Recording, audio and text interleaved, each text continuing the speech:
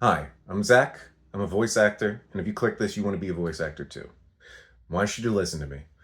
Well, because I went through what you're about to go through, and you'll find that it's difficult to find one video that shows you exactly what you need to do and how to start from nothing. Uh, I ran into a lot of problems with a lot of YouTube videos. It's either somebody trying to sell you on some pipe dream of six figures, or it's somebody showing you that you need to sink at least like $3,000 into a recording booth or something like that. No, I'm going to show you how to do it quick, dirty, and cheap. The way I did it and continue to do it. So, buckle up. I'm going to show you everything in the process. I'm going to show you what you do need, what you don't need, and how to believe in yourself enough to actually follow through and try this out. So, let's get started. This is what a professional recording studio looks like. And this is what my recording studio looks like.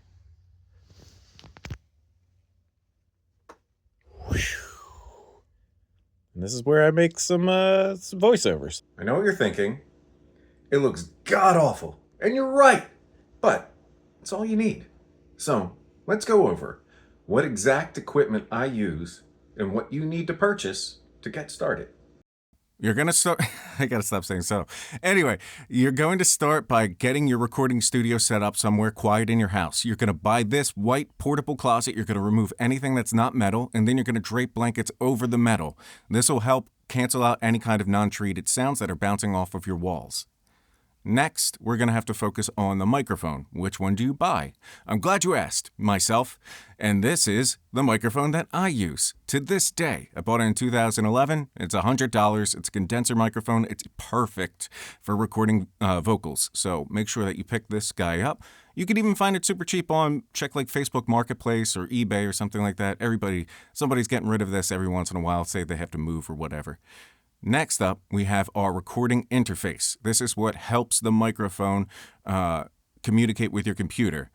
A lot of microphones will need a voltage. It says 48 volts at the bottom left-hand corner, and that'll help power your microphone so that you can record into your computer. It also has monitoring functions. It's amazing. Then we also have the microphone stand. I have this exact stand. I prop my microphone up on it, and then I am able to do my voiceovers easily. But we also need our pop filter. Without this thing, all your P sounds, plosives are going to sound like shit. So you want to make sure that you get this so it sounds professional. Okay, let me take one quick detour and be real with you. I hate doing this. I don't want to be in front of a camera. I like doing voiceover because it's a microphone and people never see me. So let's just get that out of the way. And then on top of that, I've always wanted to be a voice actor in some capacity. People always told me that I had a nice voice, and it's the nicest thing that anybody can say to you if you want to go down this route. But it's a very hard business to get into because it's very ambiguous on how to get into it. I knew one person who knew a voiceover coach, and it didn't go well. They drilled me on advanced technique before I even knew what voiceover was, and really got in my head about me thinking that I couldn't do this. Don't go to a old school professional who will tell you that you have to drill down all these advanced yada yada yadas. Just fucking do it. Just try. Try in your free time. Try at home by yourself. If you want to go do a voiceover coach, I mean, trust me, it's a worthwhile pursuit, and I will do it eventually. But I don't suggest it when you are just getting started. So I was lucky enough to have a friend reach out to me, knowing that I wanted to do this. He had the wherewithal to let me shoot my shot and try one demo take, and I got a little bit of money for it, and it changed my life. It truly, Pete, if you're listening to this, thank you. So without that, I wouldn't be able to do this. I wouldn't have done this. So I just want to say I was lucky to have that person. But right now, I just want to tell you, you can fucking do this. And you don't need somebody else. You don't need a voiceover coach. No. You can do that eventually, and they're worthwhile, and they're trust me, there's a time and place, but not when you're getting started. If you're passionate about this and you want to do this, just do it. do it. It's easy. Honestly, it's easy. You set up your stuff. I'm going to walk through everything else that you need to do to get it set up, and then it's just doing it over and over and over again. It's trying out new things, it's putting yourself out there. The things that suck about this is that you have to market yourself. And I don't like being in front of a camera. I don't like doing this right now. But I know that when I started out, it was very difficult for me to figure all this stuff out. And I wish that somebody made this video for me. So that's why I'm doing this. I don't have any other videos on my web channel. So I hope this helps one person. That's all I need. Okay, that's my PSA. Thank you. Let's get back to it. All right, that's all that you need. And you're at what? 250-ish bucks? Which is not nothing, but it's also a lot less than what most of YouTube tells you you absolutely need to start. So, what's the next steps? You set up your recording studio, you put it in a quiet spot in your house. Next, you need to learn how to not just talk into a microphone, but also how to process the audio afterwards.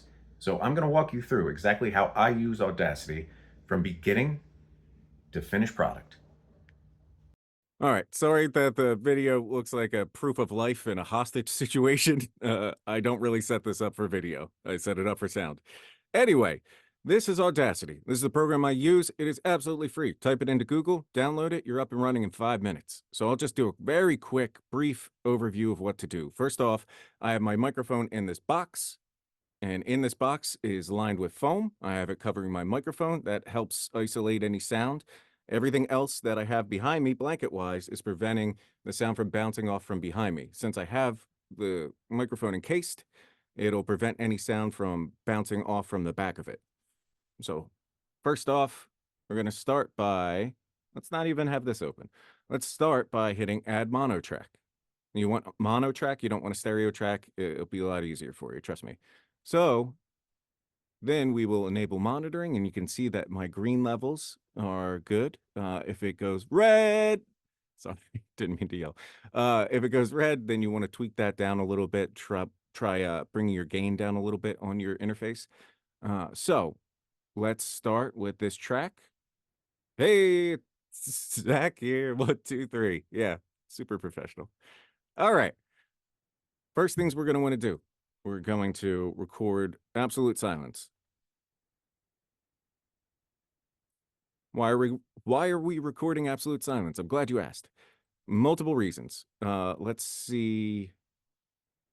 What we want to do here is we want to cut out a little chunklet of it, and you'll see if we were to go record, let's say, hey, hey, hey, hey,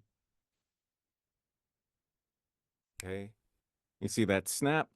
If you want to get rid of, this is basically like, say, a lip smack or something like that you want to get rid of in your recording. You don't want to just delete it out because the absence of sound is very noticeable. So you want to paste over with something that is room noise. That way it sounds more cohesive and your ear doesn't pick it up as much.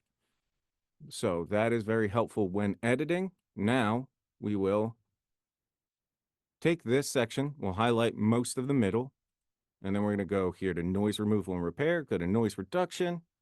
We're going to hit get noise profile, and that's the first part. So what that's doing is it's listening to anything that's outside of the recording that we want to get rid of. So once you train the computer what to listen to, say it's a fan in the background, something like that, that'll allow it to edit those parts out best it can. So then next step, since we already did that, we want to go to noise removal, noise reduction again. We already did get noise profile. I selected this entire track and I went to hit OK. Now that'll get rid of any kind of noise in the background. We can get rid of this absent track. And then I'm going to create another track just to compare the two. So all I did was go into this, hit add mono track. It created a new one. I'm going to mute it for right now for the time being.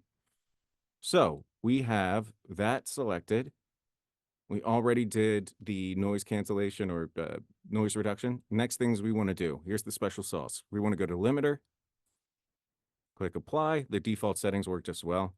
What this does is it brings down the highs and makes everything a little bit more level. So that way there's no degradation of your highs or your lows. It makes it all kind of mid-range and more cohesive sounding. Next, we want to hit compressor. I just use the default settings, hit apply. And you'll see that jumped up. That's very loud now. Next, we want to do normalize. And now I started out with a -3, but I found better results for my voice with a -4. We'll hit apply, and you'll see that it brings it all the way down a little bit. Now we want to do special filter curve EQ. This is what my EQ curve looks like. I looked at a bunch of videos. They gave examples, and I moderately tweaked it to compensate for the lows in my voice. Just start with what it's got and then tweak a little bit and see, compare and contrast recordings that you do. See what works best for you, because my voice is not your voice. Click apply. So now we have that, and here's the difference between the two.